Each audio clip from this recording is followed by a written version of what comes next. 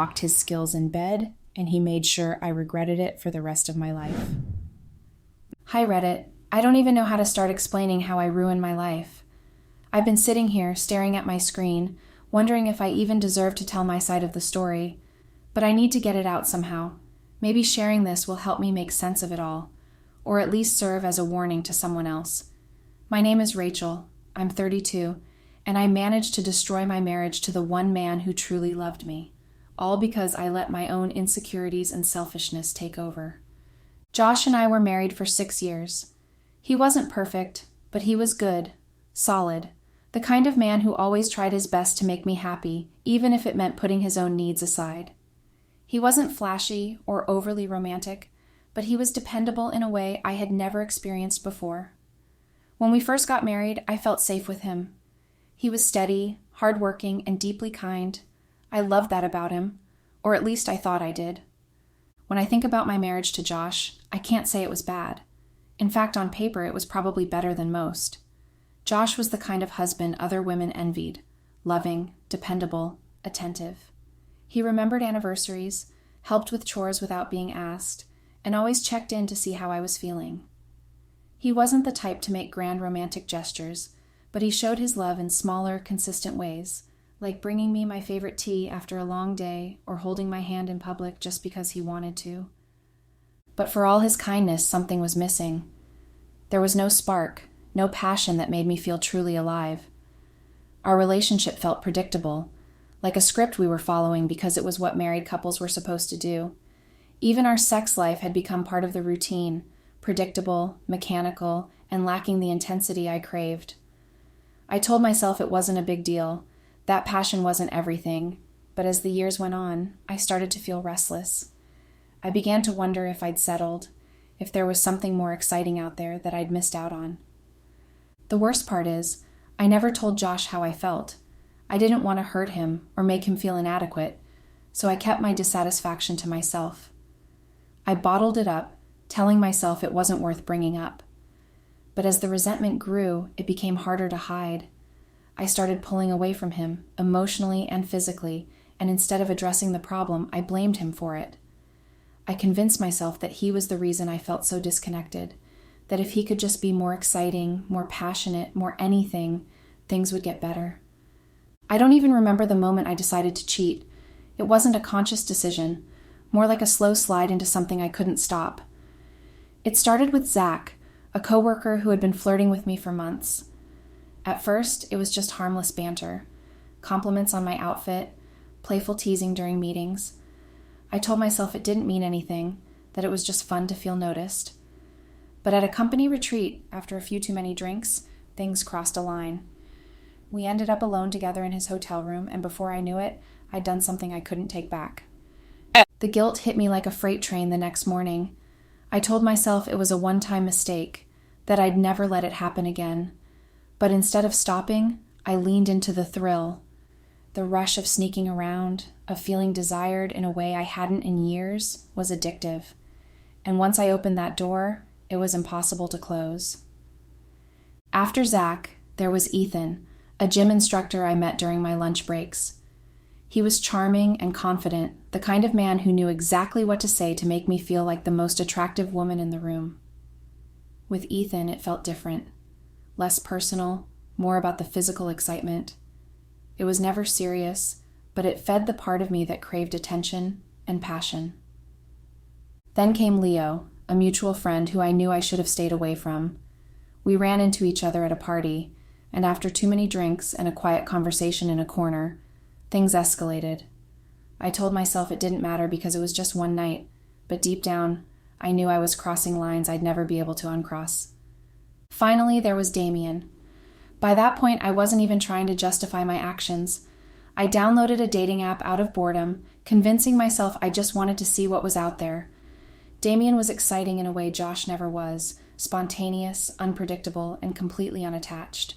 We met a few times, and each time I felt like I was living a life that wasn't mine.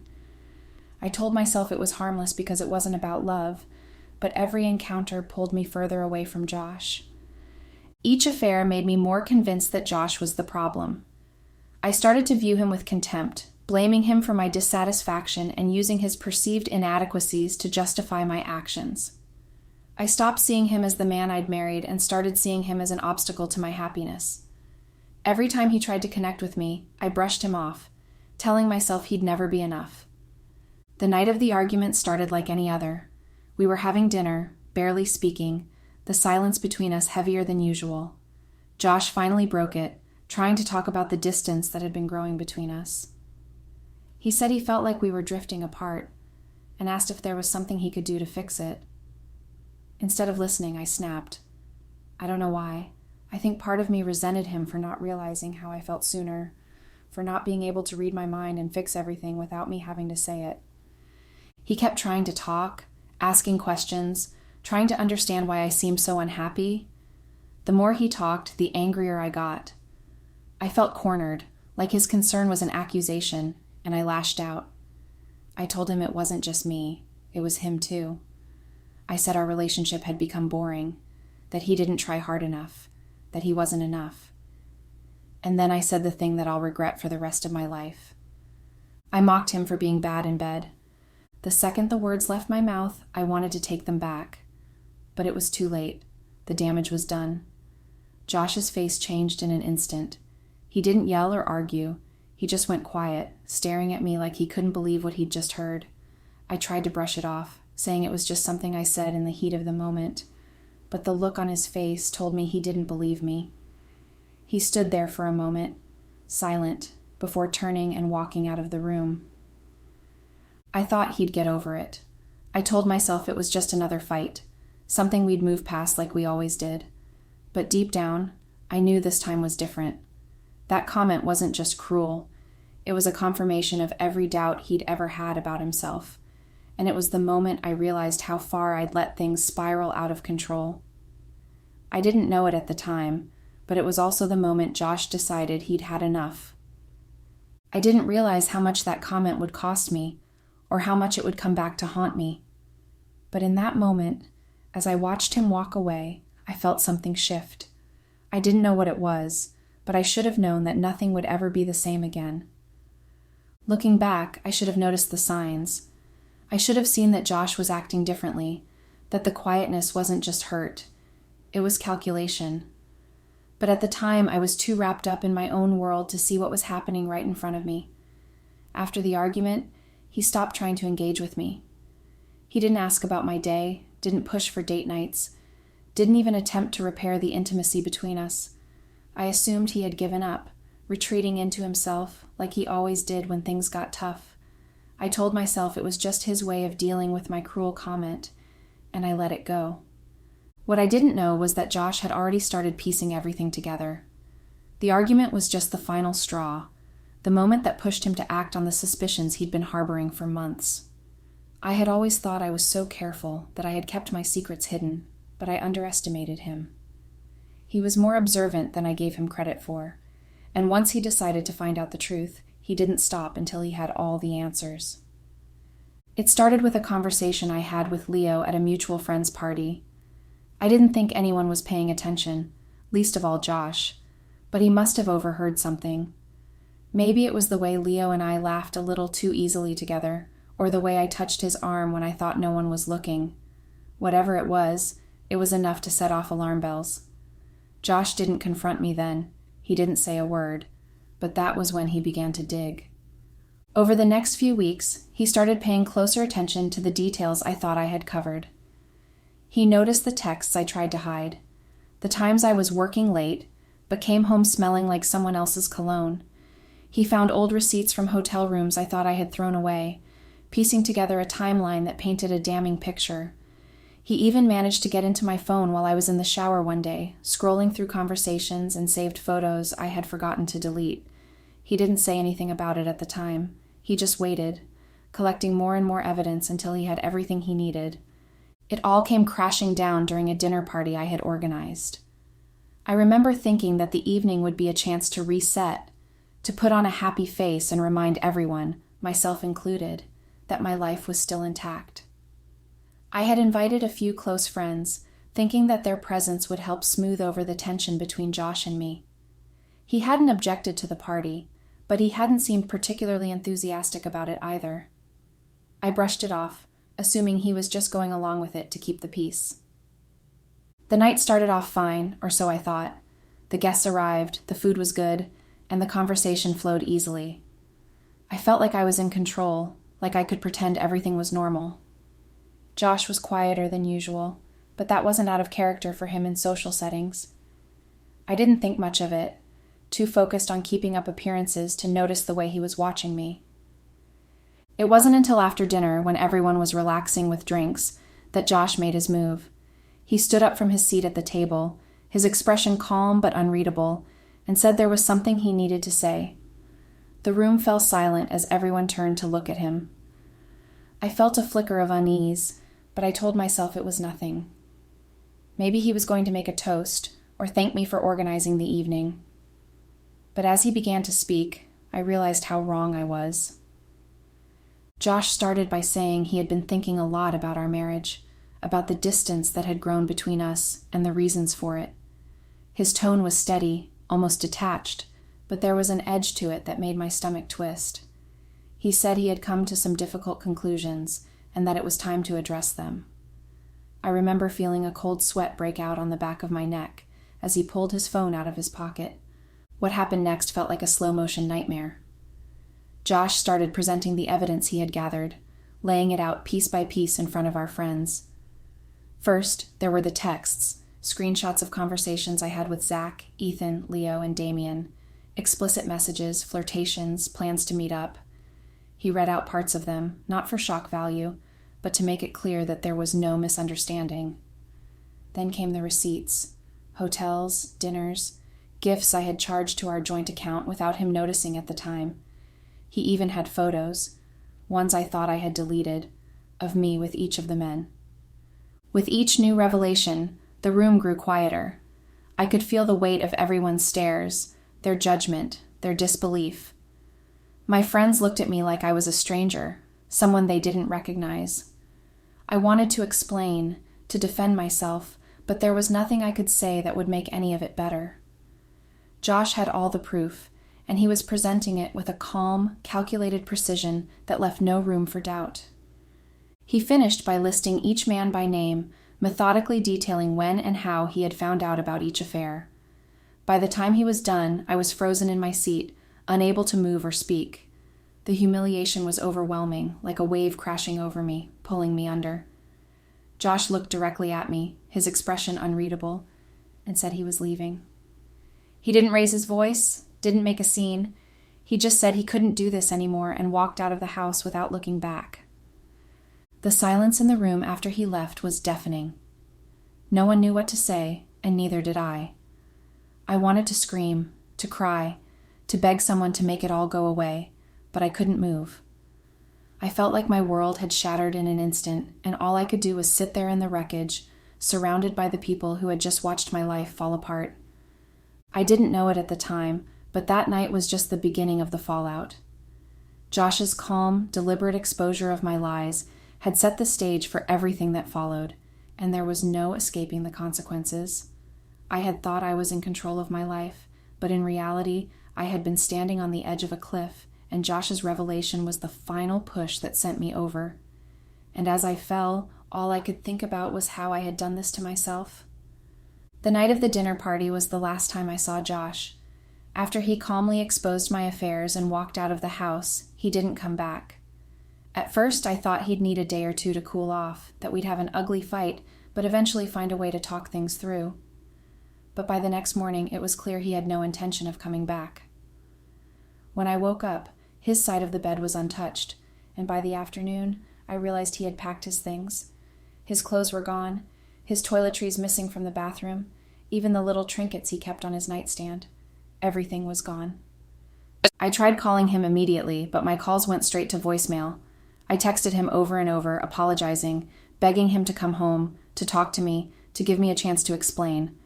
He didn't respond. A few hours later, I realized he had blocked my number. I tried reaching him through social media, but it was the same, blocked. It was like he had erased me from his life overnight.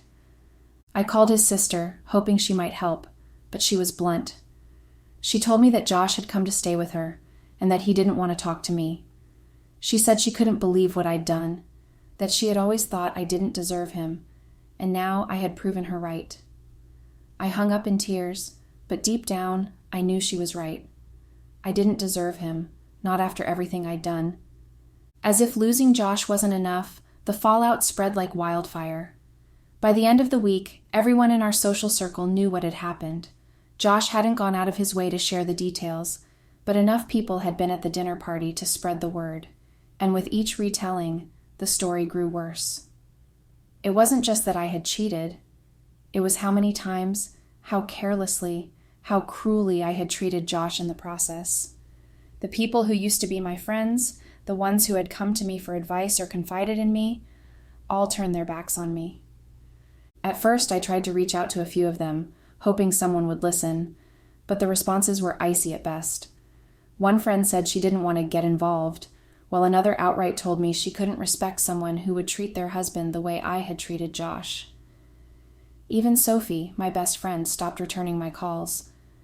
I heard from a mutual friend that she had sided with Josh, saying he deserved better and that she couldn't stand by me after what I'd done.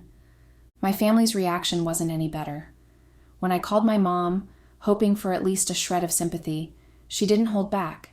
She said she was disappointed in me, that I had embarrassed the family, and that I needed to think long and hard about what I'd done.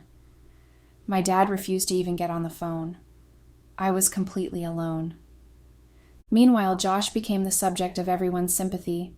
Mutual friends rallied around him, inviting him out, checking in on him, making sure he knew he was supported.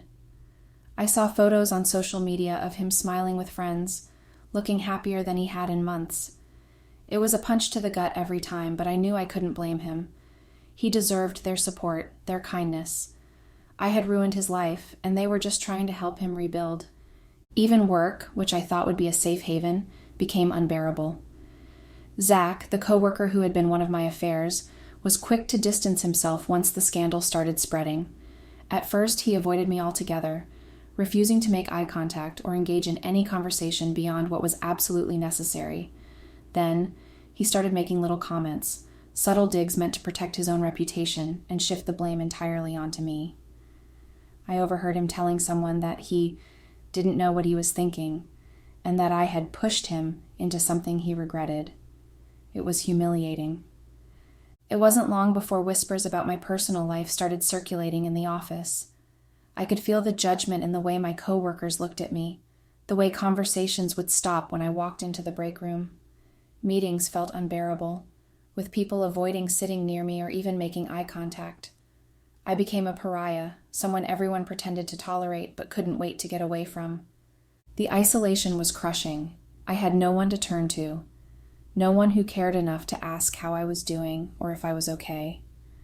I went home every night to an empty house, consumed by regret and self-loathing, and wondered how I had let things get this bad. In the silence of those long, lonely nights, I finally started to face the truth. For years, I had blamed Josh for everything that was wrong in our marriage. I told myself he was the problem, that he wasn't enough, that if he had just been better in bed or more exciting, I wouldn't have felt so restless. But the truth is, Josh wasn't the problem. I was. I never gave him a chance. I never told him how I felt or what I needed. Instead, I sought validation from other people, chasing excitement and passion in fleeting encounters that only left me feeling emptier. Each affair was an attempt to fill a void I didn't even understand, and instead of addressing the real issue, I kept piling lies on top of lies until everything came crashing down. I know now that my cruel comment about Josh's performance in bed wasn't just an insult, it was a projection of my own guilt and insecurities. I needed to deflect blame, to make it seem like he was the one who had failed, not me. But in doing so, I cut him deeper than I ever intended. I broke something in him that night, and I can never undo that. Josh was stronger than I ever gave him credit for. I used to mistake his quietness for weakness, his patience for passivity.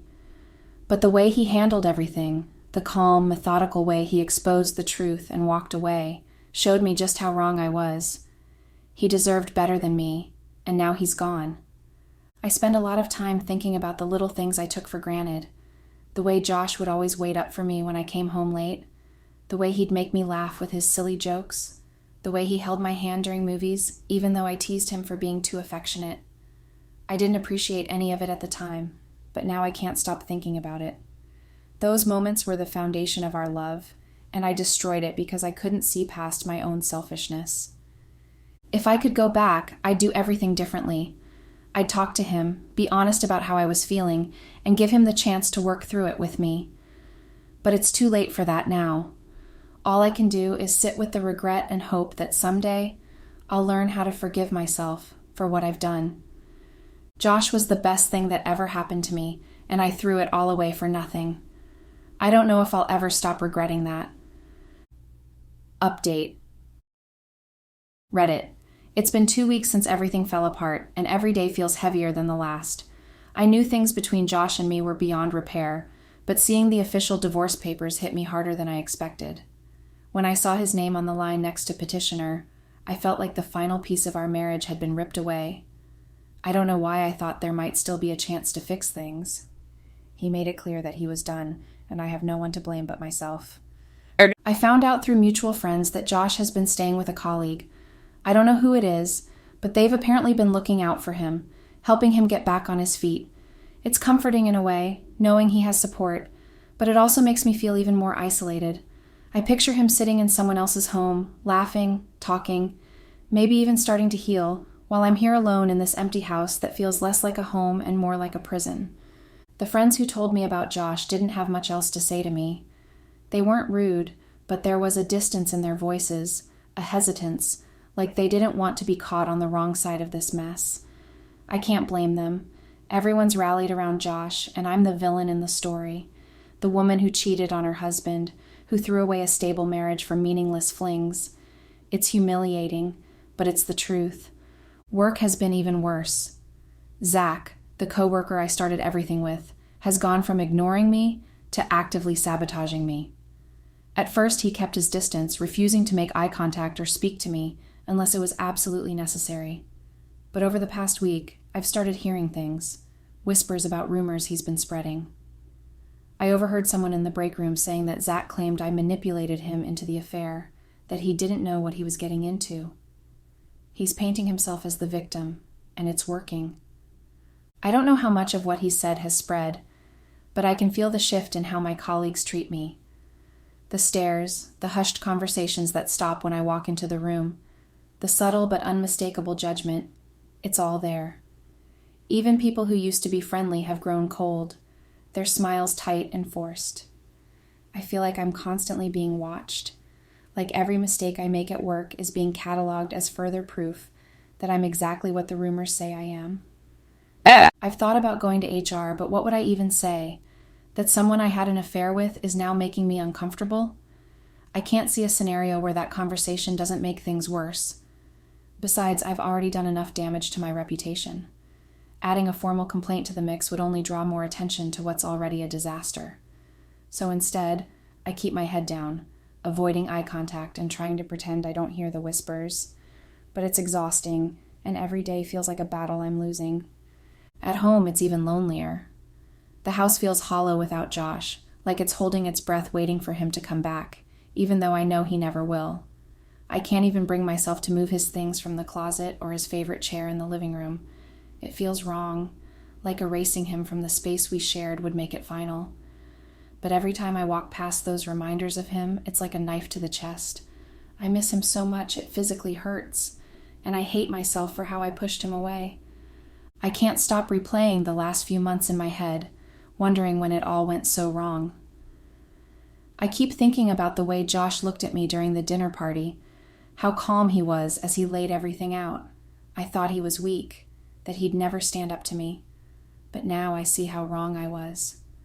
His quiet strength, the way he held it together while I fell apart, it's a reminder of everything I lost, everything I destroyed. The worst part is, I can't even be angry at anyone but myself. I made the choices that led me here. I had the affairs. I said the cruel words.